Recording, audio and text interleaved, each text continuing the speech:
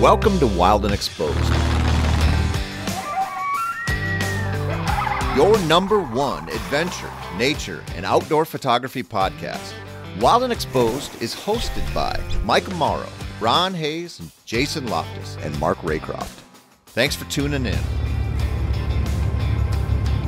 You are so beautiful to me. It's great to see you guys. We got that. Can't you see? This is like a Mr. Rogers Neighborhood. You got to take off your flannel, Mark, and hang it in the closet. Put on your slippers. Oh, Yeah, you got to hang it. Put it on a hanger. I'm here now. Thank you guys. I mean, yeah. Right. Mr. Rogers.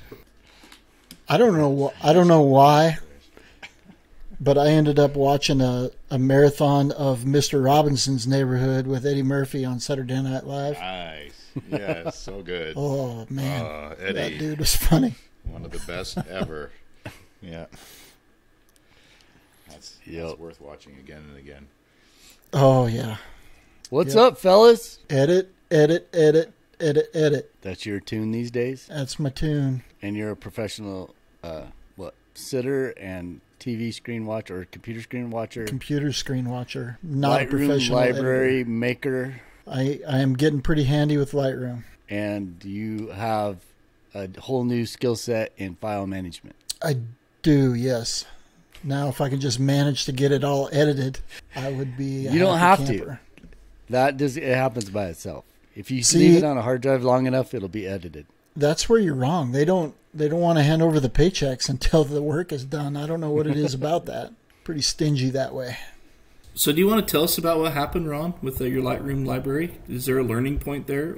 There is. Do not, under any circumstances, leave your video files in the folder that you're importing into Lightroom, because it takes what should be about, maybe 150 to 200 gigabyte for the couple 100,000, 300,000 images I have. Turns it into about 1.5 terabytes for just the library. That doesn't include the files. It's just pointing to where everything is. But if you leave the videos in there, it'll screw your system up pretty good. So I had to move everything. And basically what I was going to do is just move my library. What I decided to do was just move everything, file it all by year, and then keep the family stuff and wildlife stuff separated, and then re-import everything, which is a time suck. But I think in the long haul, it's going to be worth it to have the library located where I want it and get those video files cleaned out, and I can make it more manageable. But I couldn't edit anything. It just would completely lock me up. It slowed down to, it was like I was using a 1 megabyte of RAM on my computer, and it had me completely locked up. So I couldn't even attempt to edit video. So I had to get everything moved, and then just recreate the library is what I chose to do. Yeah, that's interesting because I don't do a ton of videos, so I'm sure that's probably a part of it, but I've never had a problem. And I just bring them in all together with my photos and videos from my card, and never had a problem yet. Doesn't mean I won't, but yeah. Do you have multiple Lightroom libraries, or do you just do one? I have multiple. There's no doubt. I've got library. I don't know how many different ones I have, but it'll roll revisions of the library. Not revisions, that's not the right, but versions. Sorry. Yeah, but so do you do let's say deer is one library and elk is another library, or 2021 is one, 2020 is another? No, that's a really good idea. That'd be really smart. I don't know how to do that. Well, I can help you with that. that. But I've never done that. Okay, good. Well, it just depends on how prolific of a shooter you are. I mean, and if you're going to hit a point somewhere where it's just going to load it up, and then your Lightroom library ends up being too big, and the computers aren't fast enough to deal with that information. So I've gotten to the point now that for every job, everything I do, I make a brand new library. I don't even have one main library anymore. And it's just easier and faster, and I just know If the images are here, the Lightroom library for those images will be on that same drive, and I just do it there. It's not conducive to pulling a lot of images from that span several years because it's not all in one place. But I don't do that too much anymore, so I guess it works for the moment. I'll tell you what the biggest time suck was keywording back those files before I started keywording. I'm working on this book project, and so I'm using the keywords to be able to identify, what I want to keep track of, and holy smokes, going back through those old folders. Fortunately, I sucked going way back, so there's not a lot that's going to be usable, but there were several that I had to just completely start over with the keywording on. Do I what, Mike? Well, that's a good thing too, right? Every year you get better and you get better Right. images, or you got different gear or whatever, and it's at a certain point it's just a lost leader to have all that old stuff. Good conversation. I'm going to keep it in the podcast. How about you, Raycroft? Raycroft got a haircut. Raycroft's making notes for tonight's podcast and listening to you guys with interest in one ear. I'm different. You guys know that with this storage. I don't use Lightroom. What? And so I put them all in folders, and every trip, every main subject gets its own new folder of RAWs, and I base out of that into Bridge and into Camera Raw and into Photoshop. And then I create a secondary folder with the same name. So 2021 Moose will be RAWs, 2021 Moose TIFFs, and 2021 Moose JPEGs will be the primary folders. And those are all in a larger folder for 2021 RAW, 2021 TIFFs, and 2021 JPEGs. So to me, it's just been keep it simple. That's a logical workflow for me to remember and keep track of without a built library like you guys are discussing, which I'm. Well, it's the library is where all of the folders, I store them the same way as you. I have the folder dated and then by subject type, that kind of thing.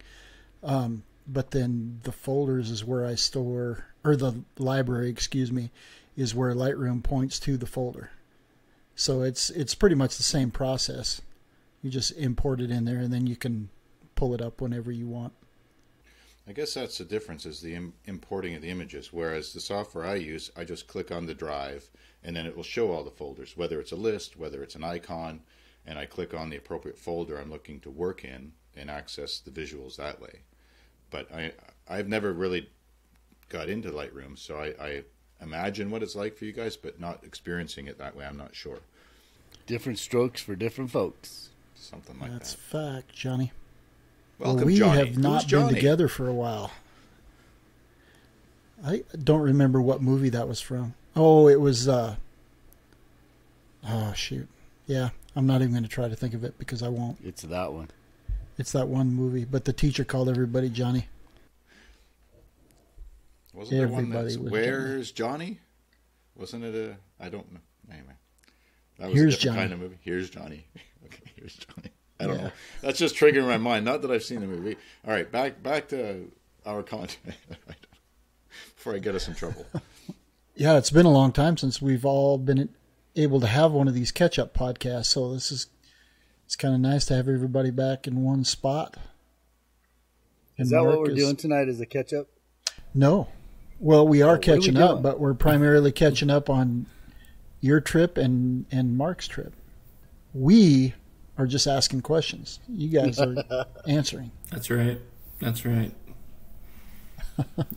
You guys have had some amazing stuff going on that you're going to catch us all up on. Mark's been swimming with the caribou, and Mike's been driving. Now we're doing this in a two-part, right? I think it is going to end up, by the time we get done, I think it's going to end up being two parts, yes. Is it? I am pretty That's sure. the plan. We kind of did a little bit of a catch-up the other night as far as what everybody's been up to, but the primary thing I guess we want to talk about, Mark's been missing in action for... I had somebody that commented on the Instagram page, the Wild and Exposed Instagram page, and we were doing a catch-up, and they said, something like, well, that's great, but where's Mark? And I replied to him, you tell us and we'll both know, because we have no idea. Mark vanished off the face of the planet into the Canadian bush for I don't know how long. About a month and a half. So it was like 6 months. Where all were you, Mr. That was Raycroft? I saw that on Instagram.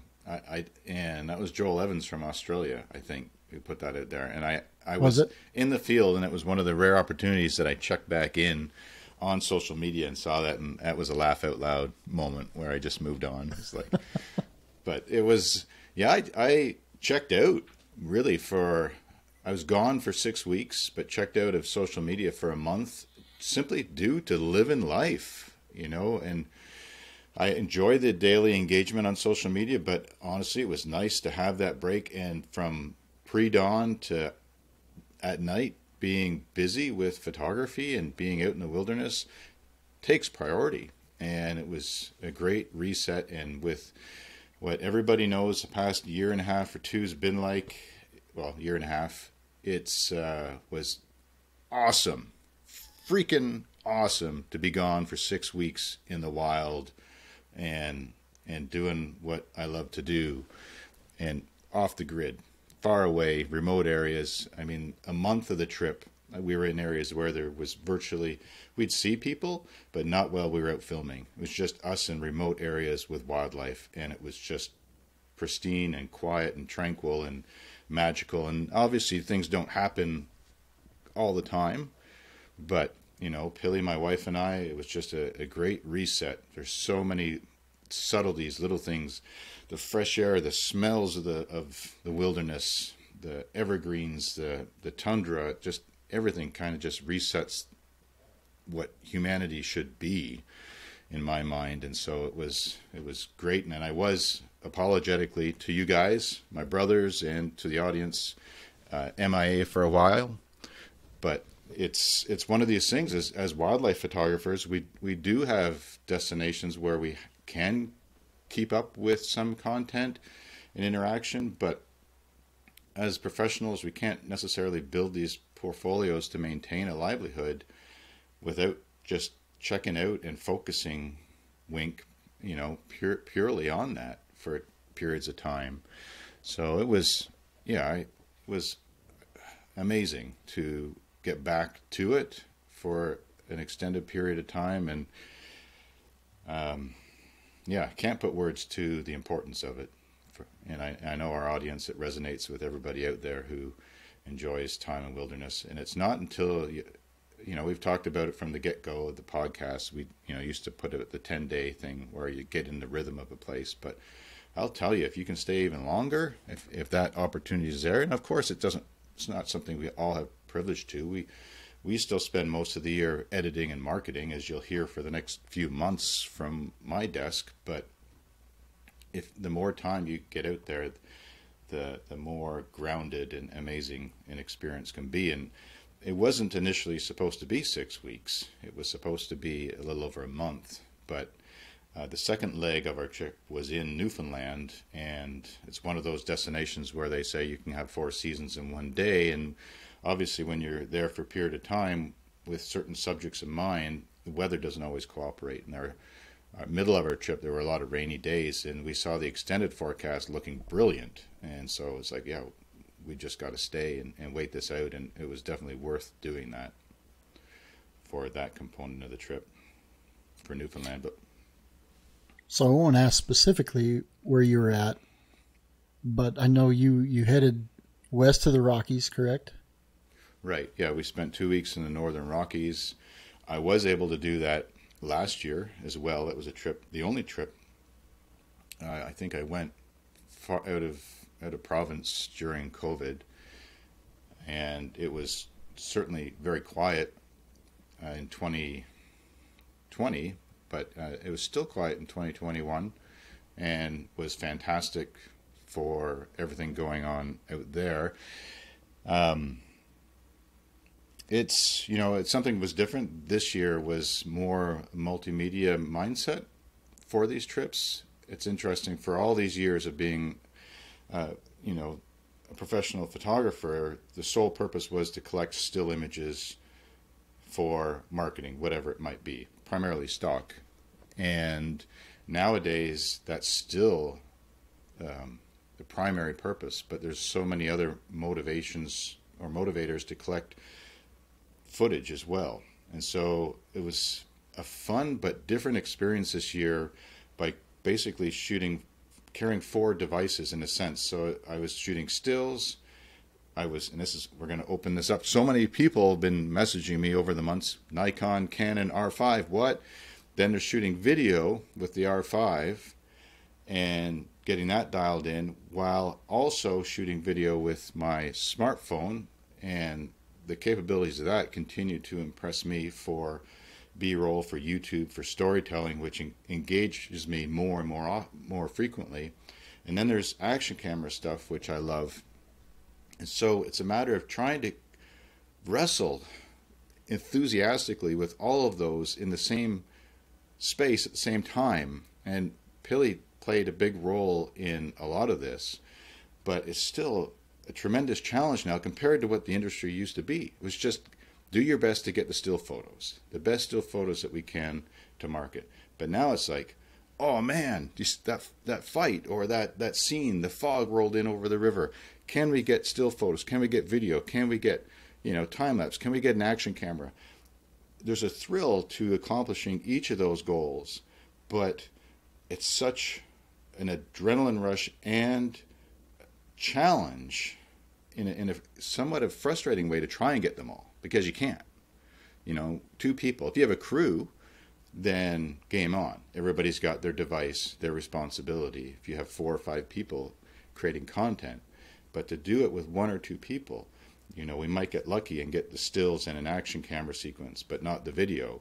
And the R5, Michael was bang on from the shooting I've done. I first rolled out handheld gunslinging type guy with his R5, and some of it worked fine, but the quantity of material I had wanted to collect for these trips, I had to anchor down on the tripod too. There was just no way. And then, so let me take one step back and talk about the R5, if that's okay. The Canon, I'd ordered it in June. It arrived. The camera was in stock. It was waiting for me for like 6 or 8 weeks. For the whole summer, it was there. But I ordered the 1-500 to go with it. That was the combination. That's the kit, the lightweights, combination that I wanted to shoot with for a whole list of reasons through all the research and discussions that we've had on previous podcasts. The lens arrived 1 day before the trip, the day before. So we drove an hour each way, picked it up. But the struggle with that was there's no time to learn it. And it's game on when we get in the field. This is our job. We need to produce content. How do I trust this new stuff versus the Nikon that I've always had and feels just like an extension of me? I don't even think about operating the 850. So we get the Canon. I'm totally stoked, excited. Everything's there. I've done some preliminary menu setups through some YouTube channels that I watched.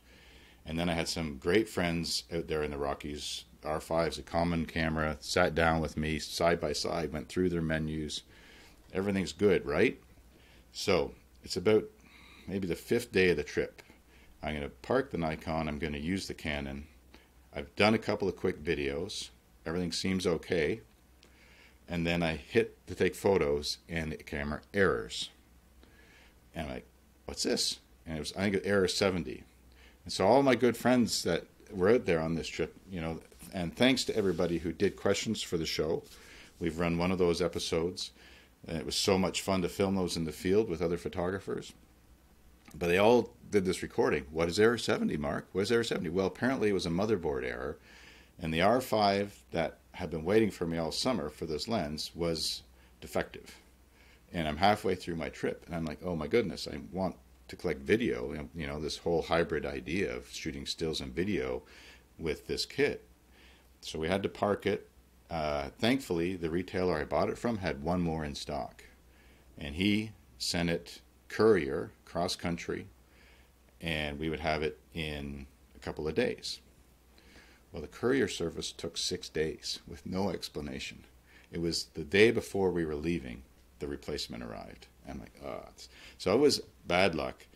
Of course, the courier reimbursed the fee, but that doesn't help all the days that were missed shooting. And we got some play in with it. So it wasn't really till the second trip that I started with the properly working R5. And I'll get more into that as we talk about the trips.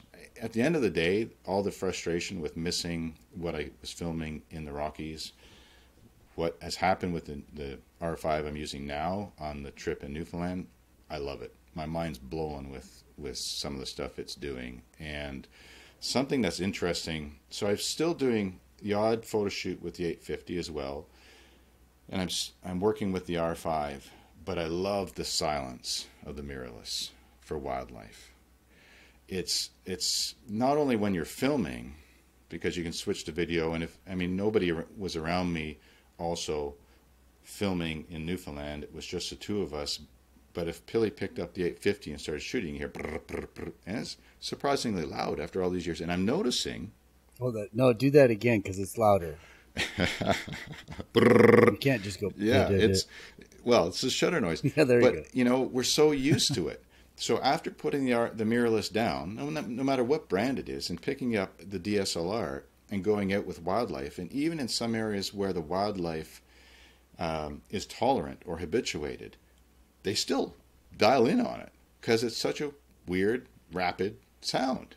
So that's one thing about the mirrorless that I am absolutely loving. And the animal eye tracking, I've struggled with it at times, but when it starts, when I, for still photos on the R5, when I have the animal's eye to start with and it's moving fast, man, it's just amazing. Everything. It gets it all. And so to get those sequences. Did you notice a difference? Between like the moose and elk and then when you got out to Newfoundland with the lighter colored animals? Was it able to track better? Or you said you didn't really use it much in the... Yeah, the moose and elk in the Western stuff. In the Rockies, I didn't get to play with it. So I was standing with Joe from the Nature Photography Guys podcast side by side, and the two of us were there in this bull elk chased this cow about 50, 60 yards from us along this riverbank and kind of swept past us in this beautiful arc, but not close to us, but with the 1 to 400 or 1 to 500 was well within range. And this is when I had the faulty R5. Sometimes it would video for 10 seconds in error. Sometimes it would video for a minute in error. Of course, when the animals stood there and I was waiting for them to do something, no problem. This swept by, water flying, and beautiful scene, and it errored. And so whatever's in the buffer doesn't get saved in that situation. I know this is super, super rare. I don't know if anybody... I found it looking online, what the Error 70 was, but, Oh, yeah, there was a lot of videos when it first got released. There were a ton of videos of people getting the error. Okay. So there were batches, I guess, of motherboards that were failing. Okay. But that was early on. I haven't heard much about it until yours. Yeah, I hadn't heard anything. And Joe got that sequence in video, and I didn't know he was doing video. But hats off to him. That was spectacular. So I didn't use the R5. At that point, it got put back in the backpack and not taken out again until, the one arrived, and then we swapped them out, and it wasn't until Newfoundland I really started. I had to go through the whole menu system again and all that, right? So it wasn't until the second trip that I started using it and trusting it to be a camera that would give results that I needed. So yeah, there wasn't anything for the Western trip from the R5 of any significance. So it was all action cam video or even cell phone. For B-roll stuff, for storytelling, the iPhone 12 with the 2.5 times lens seems great. I love it. I don't have the 13, but I think it's an even 3 times lens, and crazy technology where this is going. we do these trips year after year to some of our favorite places for the images that we can collect, for the experiences that we can have, for the friendships we've developed of other people that will be there that we look forward to seeing. Well, sometimes it's also the animals that we have the privilege of experiencing year after year. And for the elk rut, there's a bull elk that is now an incredible animal, and I've photographed him for 5 or 6 years. And it was a funny part of this trip. When I went in 2020 in September, I showed up, and he had been missing for a couple of days, but when I showed up, he appeared and went to this wallow and worked it, and I didn't get any footage. I took a couple of still photos, and afterwards shook my head. It's like, it was close enough the iPhone would have made some cool video of it. Why didn't I do that as well? This is all about action. This is about video, not stills, this behavior. And I didn't have something like the R5 and that incredible stabilization between the 100, 500 and that body. So I didn't get the video. Well, this year I show up my first day. It took a little longer. It wasn't at the beginning of the trip, but that day the same bull elk comes out of the bush, and I follow him to the same wallow, and I was able to film it with the iPhone. And just the splashing, the sound, the crispness at 4K, that was a great Kickstarter to that trip. So you did get some good stuff in the Rockies with the elk and moose, I'm sure. Yeah. And then when you moved out to the East Coast, you were primarily focusing on caribou, correct? Well, yeah, I don't want to go east yet, though. I have more we can talk about. Oh. Yeah. We're only 27 minutes into today's podcast, if that.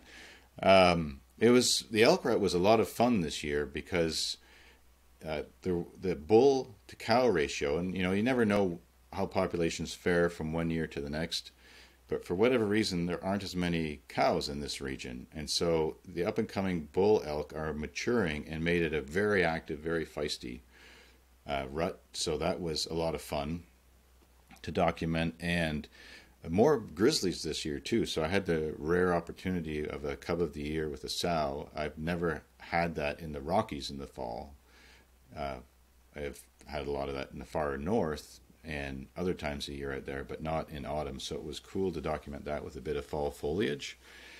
And the moose rut was as good as ever. And river crossings, it was fun to try and predict their movement. And how many times can you be in the right spot when an animal crosses a river that we can't get into? They're all slippery, big rocks, fast moving water, and to be on the right side of the light. So a lot of times we weren't when we saw it, and it's just forest, right up to the edge in a lot of places. So it's hard to see where they're going to know for sure. And like I said, more times than not they don't, but on a couple of occasions the bull moose cross these rivers, and that's just a buffer challenge moment. That's a tremendous amount of fun. And again, this year, one of those situations where that's all about video. The stills are dramatic because you've got the movement, you've got the water, you can get the hooves up splashing, the background, some depth of field.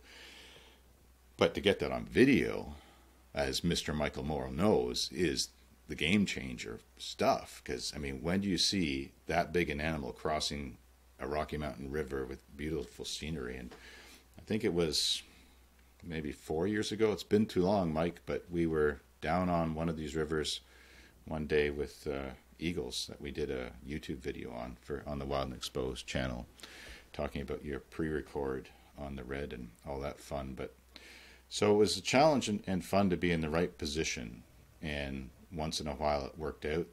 Something different than filming moose in the far north is the amount of forest cover.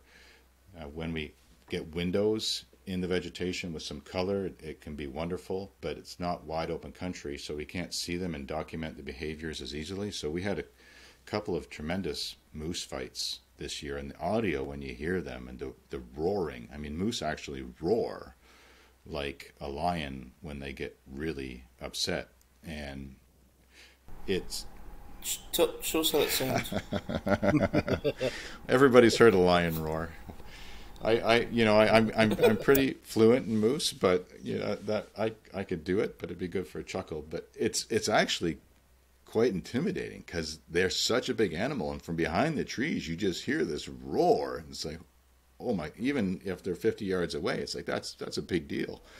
So, but we couldn't document it because of all the forest and trees. You get a visual flash here and there, you'd see them. And of course, you don't want to be anywhere close to them in this situation because the loser's going to bolt and they're both, quite agitated at that state. But to hear it, it's a great audio moment to be able to get, if you could, the sound of the antlers and the vocalizations before the fight and then after the fight when one roars.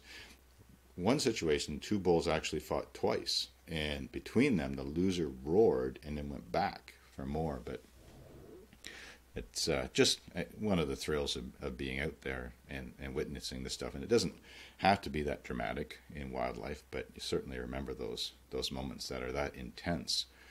There was one bull moose that had been in a fight and actually snapped his whole antler off a few inches up from the base. And he was so charged up with testosterone that we saw him get in another fight in the trees, so we didn't witness it. We could hear it, and we saw the two bulls coming together. But he actually fought with one antler, and the whole time we're just cringing because we're wondering, how does a bull moose fight with one antler, and what does he look like at the end of it? And he lost, of course, and he came busting through the trees about 80 yards from us. He roared, limping me away, and he survived it. But yeah, to think that they would still fight with one antler, amazing. Did you record that with your iPhone just to get the audio of that roar? I have some of it, and I think I have a little clip of him as he ran out of the bush. And I don't know if he's... Because that'd be cool to interject here, because I'm trying to think of all the moose that I've shot. I can hear them whine. I'll hear a big bull moose whine just like a cow. Especially when they just like, no, I don't want to fight. I'm standing here and I'm going to leave you alone, and I'm going to whine.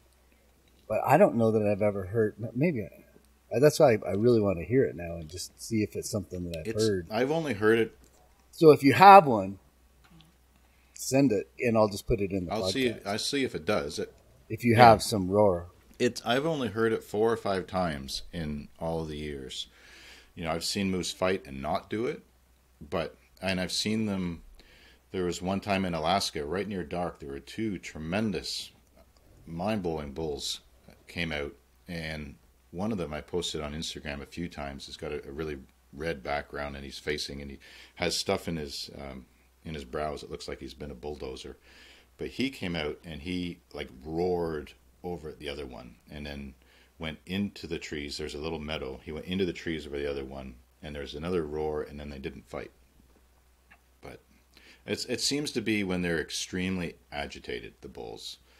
But it makes sense. I mean, it just sounds like it, and it makes you literally take a step back and go, whoa, this is so. I mean, they're what's the right word? I mean, they've got quite a presence already, given their size, right? Deserve a lot of respect and space.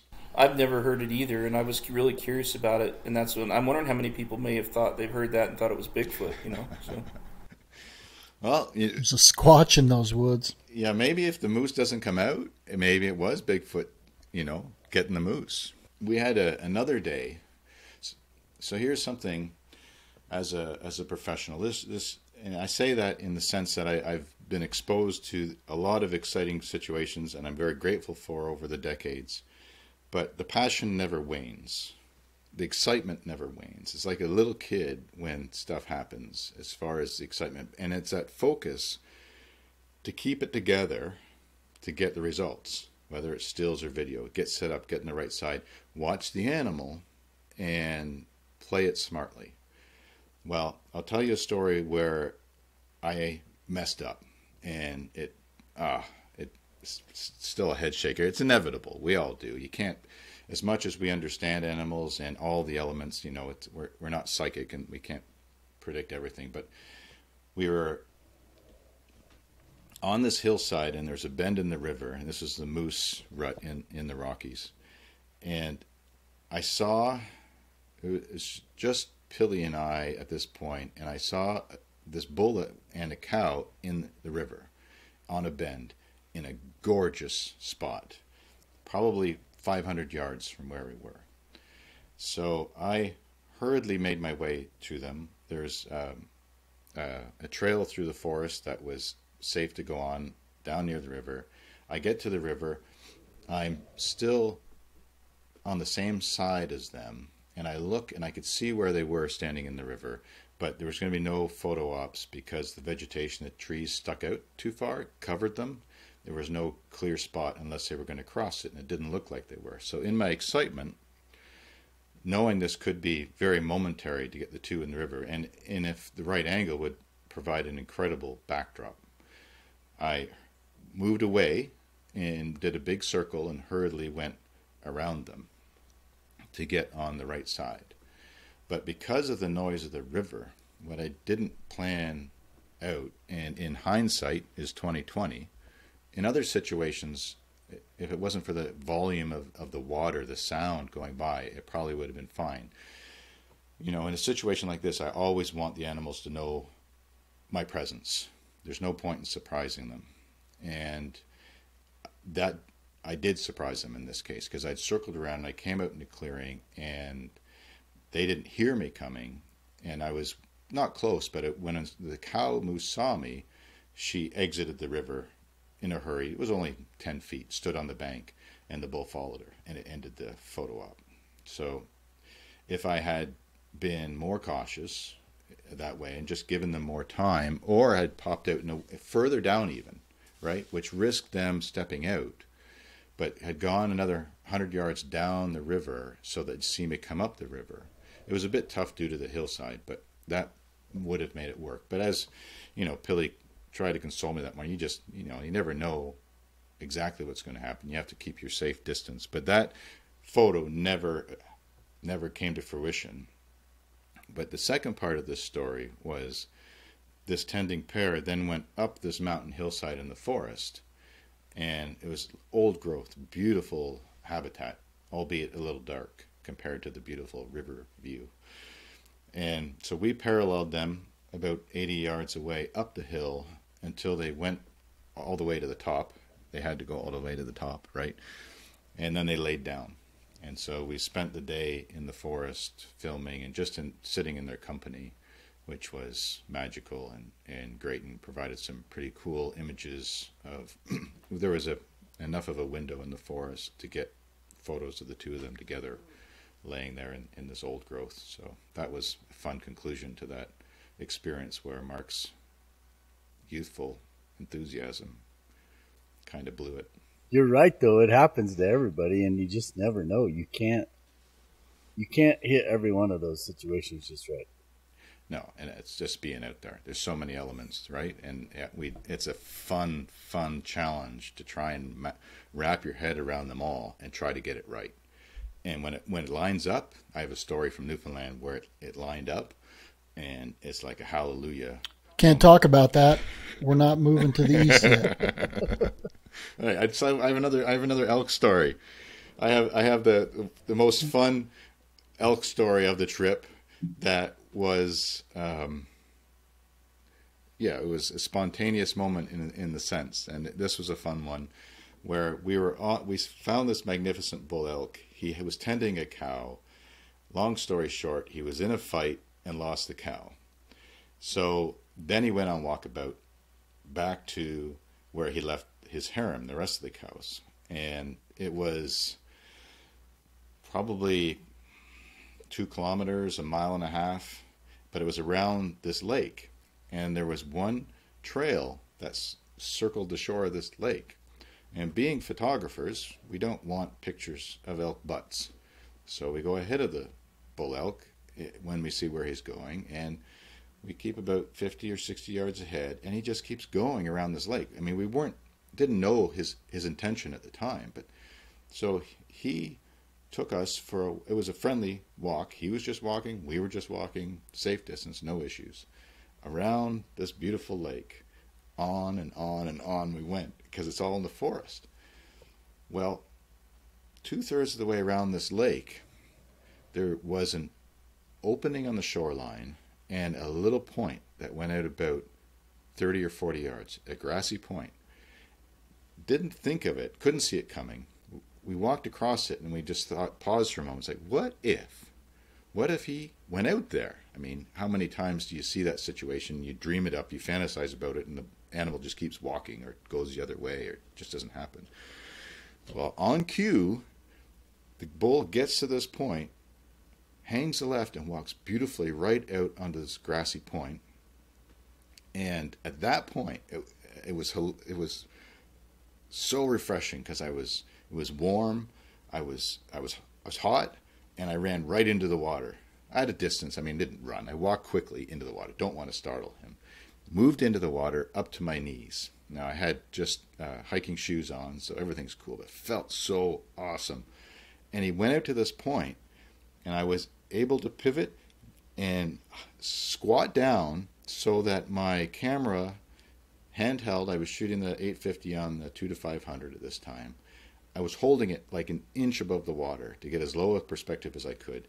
The elk bugled on this point, and the backdrop is just a Rocky Mountain vista. So I crank up the aperture a bit. The light was beautiful. The color of the water was beautiful. It was like one of those moments where it's, I cannot believe this is happening. He bugled, then he drank, and it was actually, I got to take a step back. I held the camera about 6 inches above the water, but it's just phenomenal experience. And why I held it 6 inches above the water and was one of the questions that Dave Rothwell asked the Wild and Exposed for podcast that I recorded on video was, where do you keep your memory cards when you're shooting? Now, typically they're in my pack or in a chest pocket, but on that day they were in my pocket on my thigh in my pants. So the folding thing of all my memory cards is in there. So I had to squat above the water to keep my legs, that part of my thigh, above the water.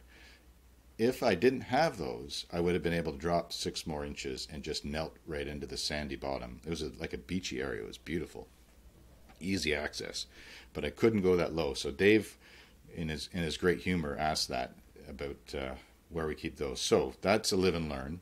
What are the odds? What do you expect? You're going to get wet up to your waist when you're shooting, but memory cards no longer go in the pants for sure. But that situation was incredible. The bull then drank and then stepped into the lake and swam across it because it was maybe 150 yards across the far shore. And when you looked at the lake, it made total sense. This is the shortest path for him to get back to the females. Instead of going the last third of the lake, just go right across here, and then he's back at the girls. But it was the experience, was one of those things where you could never see it coming. We just walked and walked and walked and walked with this bull, maybe get nothing, and then something magical happened. We had a similar experience in Newfoundland. I'm not sure, but I can't talk about that yet. Who it was, but somebody posted that on social media, on Instagram. Somebody got a video of you in the water. I think we did. And they do. Did you? I think so. Yeah. Well, I know you didn't film it because it was you in the water. No, that's this new amazing hover phone that you can just leave hanging in the air. Apparently, yeah. It's Pilly was back on the shore with the iPhone, so she did that. Yeah, that was a pretty cool scene. I think it was I think we put it in a story. Instagram story. It was in a story. I think, but maybe someone else posted it. I couldn't remember who posted it as humor too. I don't know. Was Joe Desjardins with you? No. Joe was in the one earlier with the I mentioned when the R5 didn't work with the bull and cow running on the river, but no, he wasn't with us that time. Yeah, so what did you say about the cards in your pants? What was that quote? Well, not to put the cards in your pants. Put them up higher. 'Cause, I mean, what are the odds that you're going to be having to go waist deep in water? But it can happen. In this situation... I'm just searching for... I'm smelling a T-shirt coming out of this. Okay. Say, do put the cards in your pants. Don't put the cards in your pants. There's something there. Just keep thinking about it. Keep your pants card they free. have these... they have these newfangled card holders that are water and airtight. Yes, yeah, and they're Ziploc bags. They're not very too. expensive, right? Yeah, or bags. No, they're like a Pelican case. Sure. For your for your cards. Well, For your And cold case gear. Cold case gear, they've got a waterproof, dustproof case as well. Actually sending one up to you in Canada. right on. Should be there within the next 6 weeks or something. However long the Postal Service takes to get it up there. Shouldn't take that long, but you never know. Yeah.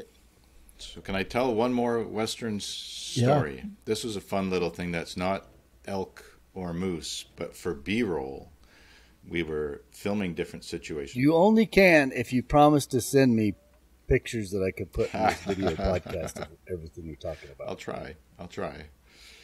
As long as you've got it documented. This was fun because of the weather in the mountains and how weather can change light and how it can look like in the mountains a rainstorm is brewing and coming that's going to just last the rest of the day, but an hour later the sun's back out. It's the magical weather of the mountains on those days when it's variable.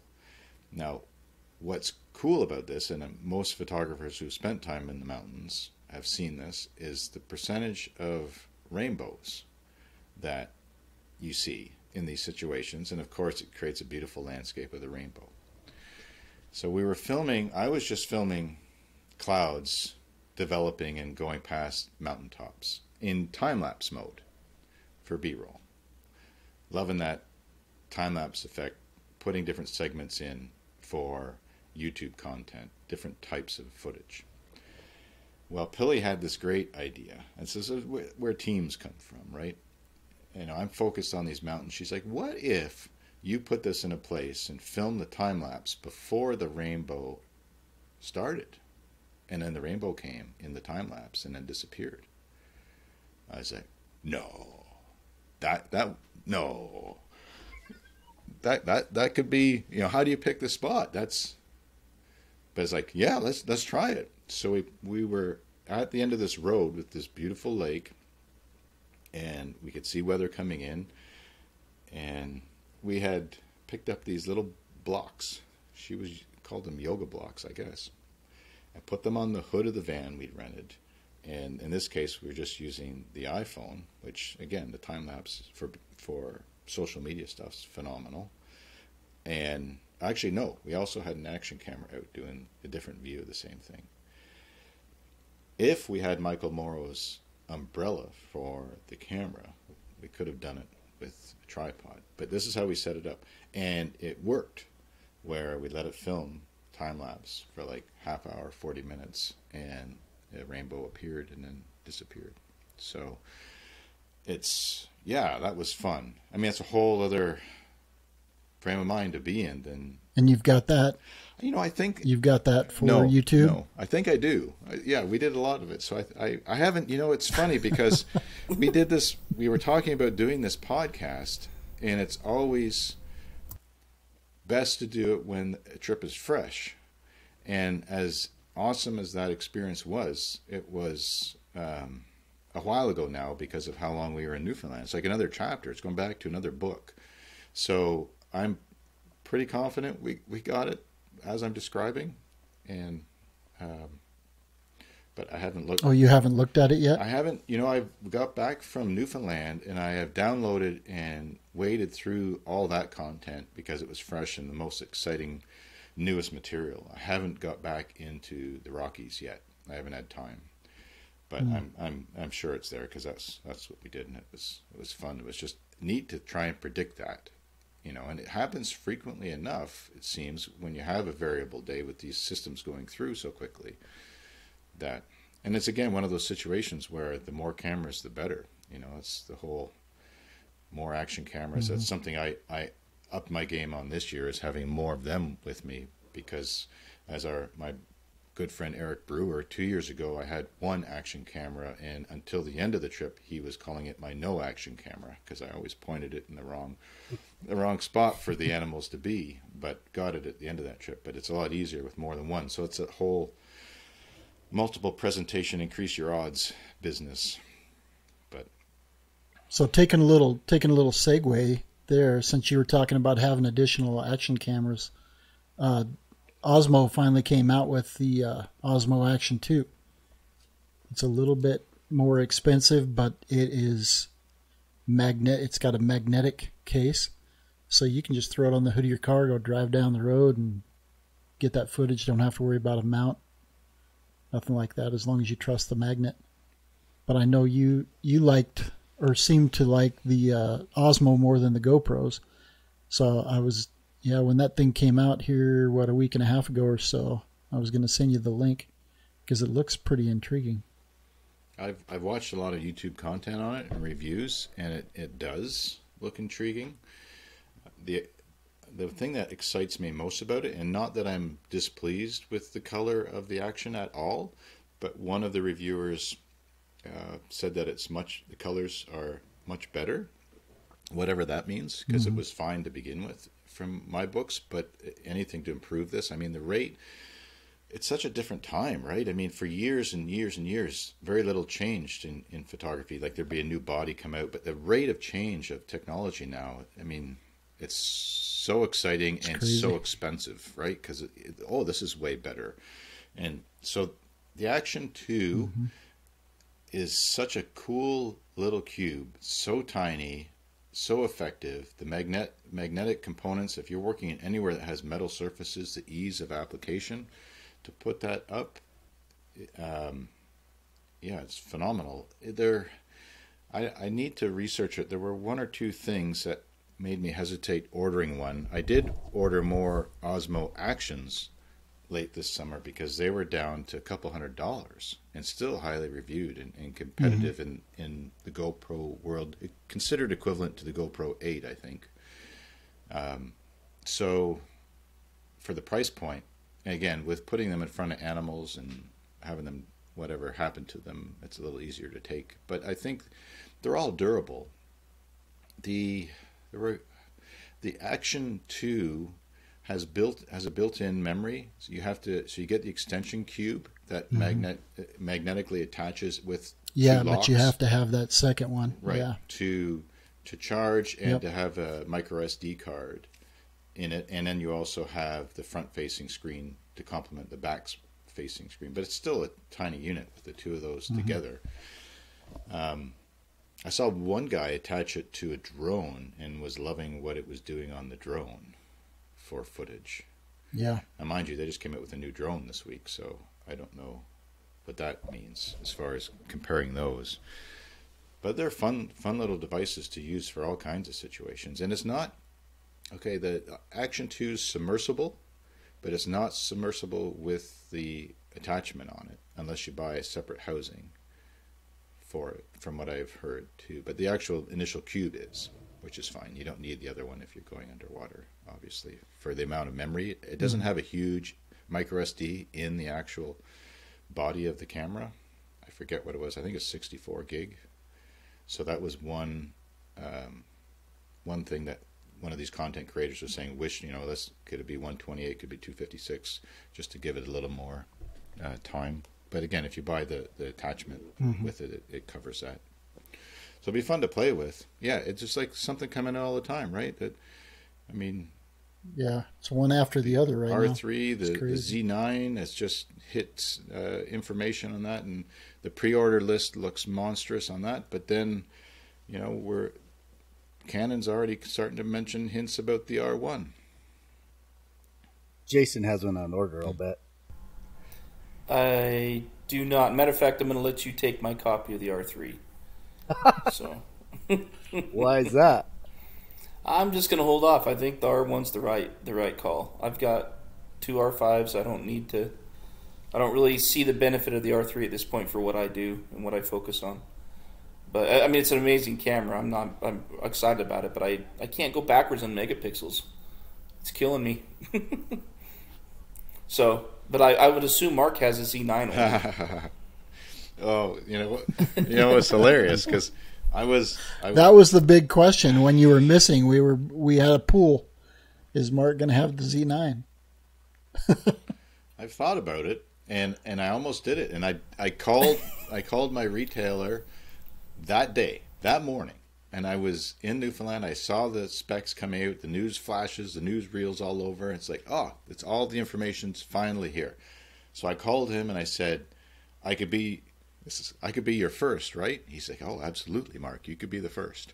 You know, if I decide to do this. I was really excited about it. Then I went, that night, I had time to devour about 2 hours of YouTube on reviews, because there were people who had it in hand.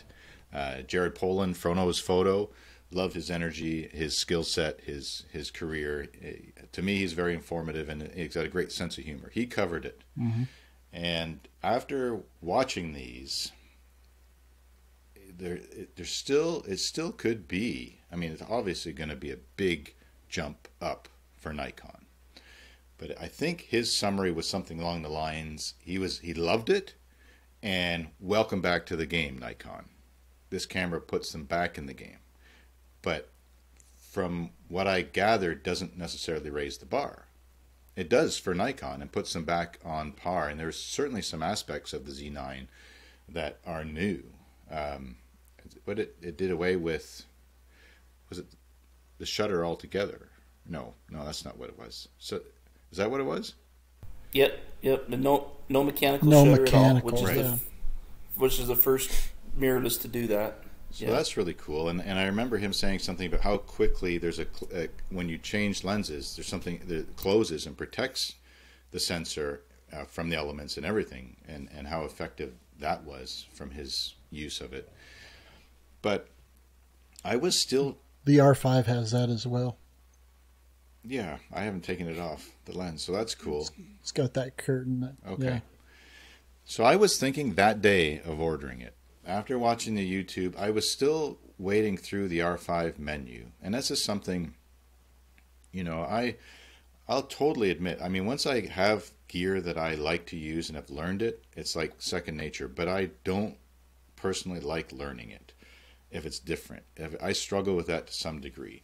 And the mirrorless menu systems, holy moly, there's so much fine-tuning you can do. And there were so many things I got wrong to start with on them, even watching some of the YouTube channels, because some of them different opinions and different. So when the Z9 was announced, I still was on the fence with the R5. I'm like, well, this is easy, except it's, 2 or 3 months away if production is delivered, right? I think I read an article this week, they're estimating 400,000 pre-orders, and Nikon is hoping to produce 35,000 cameras. Oh, I don't know the time frame. I don't know if it was, this is terrible, a week or a month. Anyway, it was going to take a period of time to get them delivered. That's a tremendous quantity. I mean, obviously good for the company. So it wasn't going to happen right away. So I decided to keep working the R5, and I have. And the more I use it, the more I love it. And one of the things is still the kit. I know the 1:5 pushes out to 7:1 aperture, but it's so small. It's with switching brands or tools. And I like to think of it as any contractor, that goes and gets a new tool for whatever they're using. They have to learn it. It's a device. The fact the lens turns the opposite direction is probably one of my biggest adjustments all the time, because you don't want to, you're filming video, and if you want to zoom in or zoom out, say, oh, wrong way again, start clip. But so there's that adjustment. But yeah, I'm loving what the R5's doing at the moment, and because that kit is so small and so user friendly for size, how can you beat that? Now I know this is a tempting thing. Nikon announced the 1-400, was it 4.5 to 5.6, the same day as the Z9. So it's like, okay, there you go. That's smart, because it's similar sized kit, albeit 100 millimeters less, but not as much compromise with the f-stop. So anyway, you can go into the menu, Mark, and you can go into the menu and switch that focus ring so it's more natural for you. On the RF lenses, you can switch it, reverse them. Yeah, he's not talking about the focus ring, though. He's talking about the zoom. Sorry, if I said focus, I meant gotcha. zoom. Yeah. Yeah. Okay.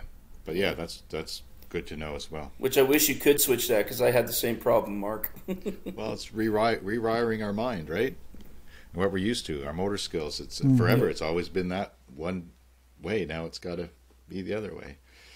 And I use both hands. You know, we did a little short on that in Kenai a couple of years ago. It's just faster if I turn one hand left, one hand right. I can make that zoom happen in a blink of an eye. I'm trying to dial it with one. So that's all flipped around. But the eye tracking is, I'm loving it. I think I got a little bit of lag because I'm in a hotel room, so I apologize, guys. But hey, real quick, Mark, I thought Jared Pullen hit the nail on the head, and I feel the same way. After watching that video and understanding what the Z9's bringing to the table, if the Z9 would have come out a year ago, I would probably still be shooting Nikon right now. Exactly. Yep. Well said. And that was it. But now I think I'm too far gone. Well, it's not gone. You're using different tools, right? And it's the same thing. Keeps buying $15,000 lenses. He's gone. He's gone. I was one of the last holdouts for Nikon. I wanted to stay Nikon, but I wasn't going to compromise another fall season and not have the ability to easily shoot video handheld. Have that and all these components. There's so many elements. It's simply that. It's too late. So I hope I'm looking forward to seeing what the R1 is about, and I'm learning Canon. I'm learning the different setups, the hardware, and some of the action buttons, and setting them to where I like them. All of it, but just to customize, custom. What's the right word, guys? Customability, custom. How do you say that? Customization of these cameras is it's serious business to get it dialed in, but every step along the way, it just improves the game that much. It's like a new day of excitement when you figure out, when I figure it, I was doing that wrong. That sucks, but now I'm doing it right, and it is that much better. So fun stuff. Hey, Mark, what are your thoughts on the files and how they compare with your Nikon files? I'm curious. That's a future podcast. He doesn't edit till the spring. Oh, okay, gotcha. I have not got into them yet, so they're all backed up, and I've looked at a lot of the videos because that's what I use the R5 for mostly, and some stills lately. Another couple weeks, I'll have an answer for that. The memory card's crazy, right? I mean, I think the XQD card I was shooting my 850 was still 64 gig. I had a couple of 128 fast SD cards. In the R5, I went and bought a 2 terabyte Delkin. Woo! But seriously, I mean, it was expensive. 2 terabyte? Yeah, 2 terabyte. I got a 2 terabyte and then 2 512s. Holy moly. But the 2 512s were ordered right at the beginning. I kind of wish I hadn't. I should have just got two 2 terabyte ones. But it's expensive. But when you think about how much is on that card, that CF Express card, to go from 64 128 to 2,000 gigabytes, that's where this stuff just keeps cranking, right? But if you're going to shoot 4K or 8K video as well as the raw images, it's got to be fast. You don't want to even slow motion on that camera. You got to have that CF Express. You can't shoot it on a V60 SD card. You can shoot it on the V90 SD card, but those are almost as expensive to buy as the CF Express if you're looking at them. So you might as well just have the CF Express. And the only thing that scares me about having a big one like that is when the card fails, because they all do. Then you're forking out a lot. But I hope that doesn't happen. It would be nice to have that much memory, especially for video. Yeah, and I download it every day. They're durable. Yeah, exactly. The reputation is good. But that's unless you put them in the water. Unless you kneel. Yeah. Go for a swim. Yeah, there's always your Ziploc comes open and they float away. There's always some risk. So I I just love hearing you guys talk about this because I can't wait till you start having problems with memory. Well, that's my next topic. Just storage. So I've got sitting here on my desk, I've got 28 terabyte drives. 20. And that's this year. Wow. From shooting. So you guys are talking about 2 terabytes. You start shooting 2 terabytes, 2 terabytes, 2 terabytes. Yeah, that's serious. Then all of a sudden it's like, holy moly, what do I do? And I'm at a loss. I don't know. This guy better I will tell you sell what some to do. stuff. I mean, sell some images and video. Rebuild to pay for your it. freaking. Yeah. I don't have a Rebuild problem your paying for library. it, but there's not a place, there's no solution out there that makes sense. That there is no possible way to store all this stuff like in one spot if you continue to shoot. I just can't figure out how to, someone will call up and say, hey, can I get some footage of this? And I can't go just to one place. It's spread out throughout all these drives. And, I have it all cataloged. It's relatively quick still, but it just doesn't seem user friendly. It's hard. I picked up a 48 terabyte RAID tower, but that's like step one. So you get to fill up that card 24 times and you're done. If that happens, then what? You're right. That's a future Mark problem at this point in time, but I hear you. I hear you. I did on that subject. The laptop I'm recording this on, my MacBook Pro, is a 2013, so it's lasted. And I ordered the new one. It's coming tomorrow or the next day, and I waited this long. But I watched last night, just for my bedtime story on YouTube, some reviews of the new MacBook Pro 16-inch, and it seems it seems like the right medicine for handling these high-res codecs. And one guy was running 6 or even maybe more streams of 4K simultaneously without any hiccups. So I'm excited to get that, to be able to work with the R5 high quality video and actually be able to edit it, because what I have right now, between this and my iMac's 3.5 years old, it's not going to be happy camper plugging this stuff in. So there's that as well. But it's exciting to move along with it, with the technology, the higher resolution video, and then to be able to deal with that. But there's all these learning curves. It's keeping us young, right, Ron? All this, how do you figure out all the tech side of it? I mean, this guy's been doing video like crazy this year. And still trying to figure out how to pay for it. Yeah. There's that side of it. Yeah, it's not that the MacBook Pro is not cheap, Yeah. but for serious content creators, and I'm looking forward to seeing the new screen. It's highly touted as well. So hopefully that will make. It's supposed to be Jason's more like getting the one iMac. with his 400-28. Pardon? Yeah, got it. You got it free from Precision Camera for spending $57,000 this year. I missed what you said. Did you hear that, Mike? Did you hear that, Mike? Let's work something out. Hey, well, we want to continue on with Mark because you got your whole Eastern side to talk about. But since we're talking about Precision Camera, let's just throw this little thing in here, because I was talking with Mike today and I was like, hey, this last promo that we had is no fun. It's not a fun one to promote. So give me something juicy. So he came up with, or together we came up with it.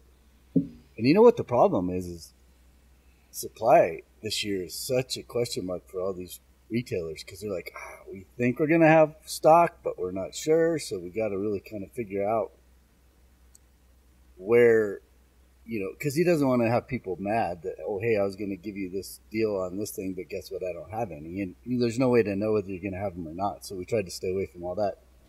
But one thing that he does have is, so he basically told me, he said, let's do, they carry think tank bags. So are you guys, I know, Mark, you have a think tank, and I don't know about Ron and Jason if you have like a I do. think tank of some sort. So they have think tank bags, and then the SKB hard cases. So it's just a typical hard case, waterproof, many different sizes. He's going to offer 20% off of those two products from now until the end of the year for Wild and Exposed listeners. So it just takes a coupon code, and that is CASE, CASE 2021.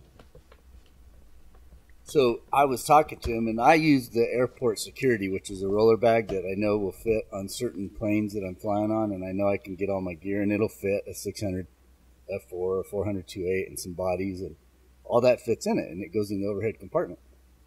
It'll even fit on the Embraer 175, which is a smaller jet, but that case will actually fit in there, so it's kind of cool. And that bag alone is like $420.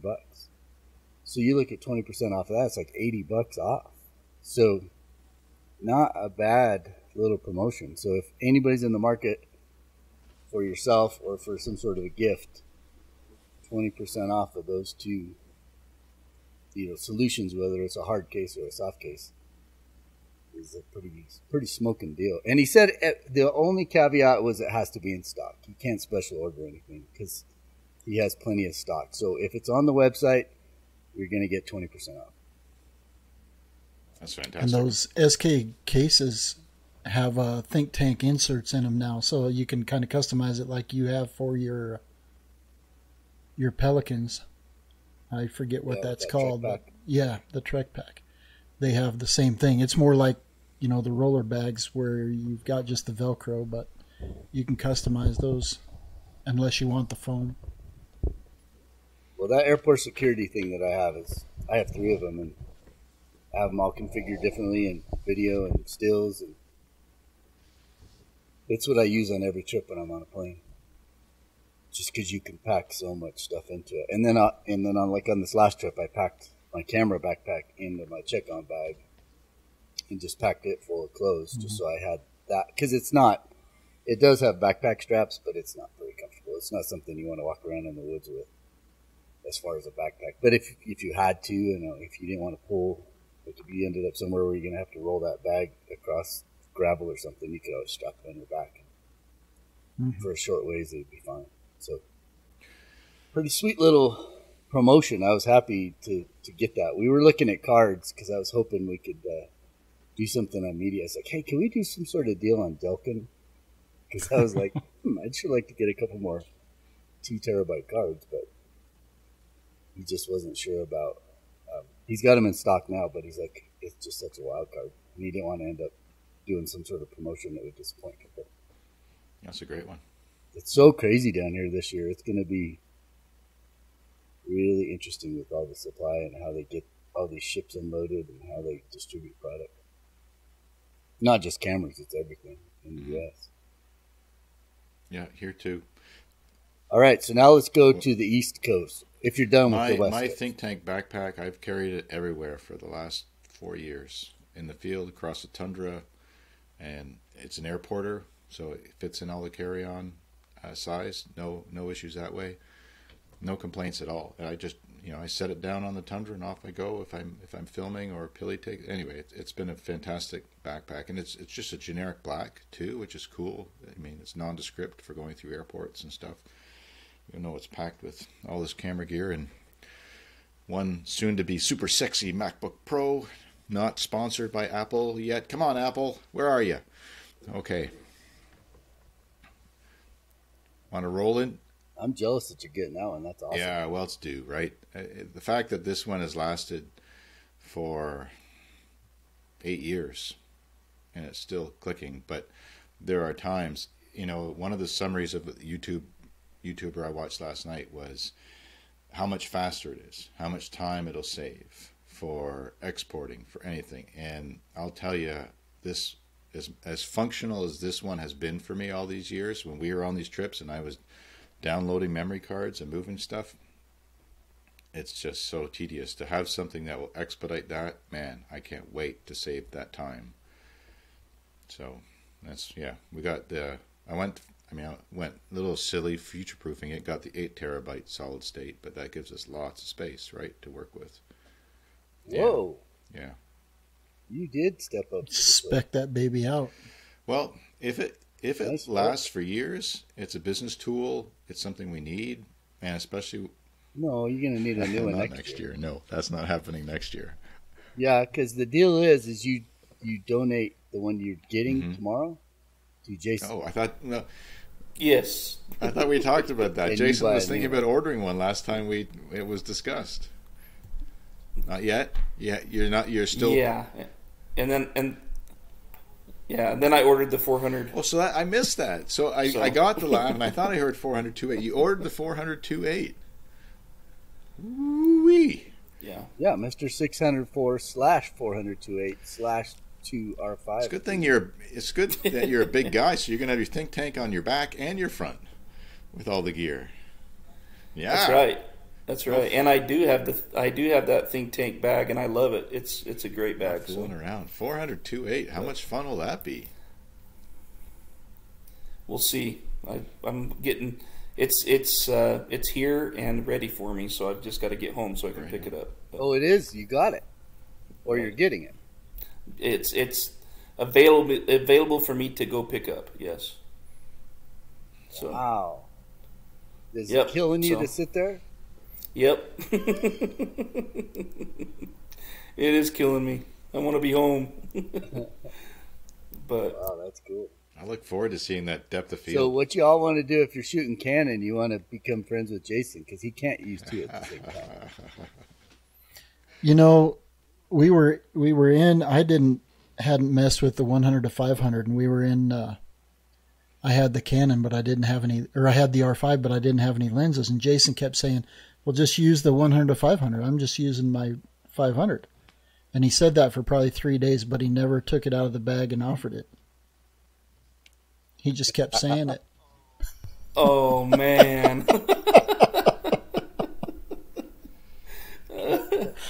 Touche. Well, that's awesome. Congrats. I look forward to hearing what you think of it. I mean, if your pictures weren't good enough already, that shallow depth of field, I don't know. Yeah, I honestly, that's why I did it. I think it's a game changer. I think that 2.8 really does make a difference. And I've always tried to pretend like it doesn't, but I really think it does. So Big time. Yeah, we'll see. We'll see. I think I'm going to be happy with it. Yeah, I had shooting the other day, and people were giving me a hard time about still using the 200-400 f4. And I'm like, I am not gonna switch until I don't want a straight up 400. I don't like that.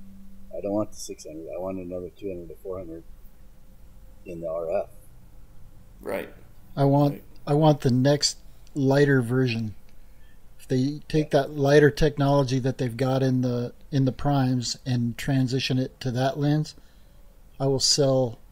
I've been hanging on to this extra kidney for quite a while, and I will put that baby on the market. Well, let the bidding wars begin. Yep. A positive. Yeah. That's where we'll start. We can open bids now because it's going to happen. Oh, I don't. All right, let's go to Newfoundland. I don't know. Before that this could gets be a good way place out of hand. to end, and we'll start Newfoundland later. But yeah, that's what a good place to wrap it up. Ron's offering. That actually is a good place because we're in an hour and 20 minutes already just on this one. You've been listening to the Wild and Exposed podcast. If you haven't yet, please give us a rating and a review. And make sure you're subscribed so that you'll get every episode we produce as soon as we drop it. And as always, thanks for tuning in. We're gonna make it someday. Nothing's gonna get in our way. We will be the biggest band in town.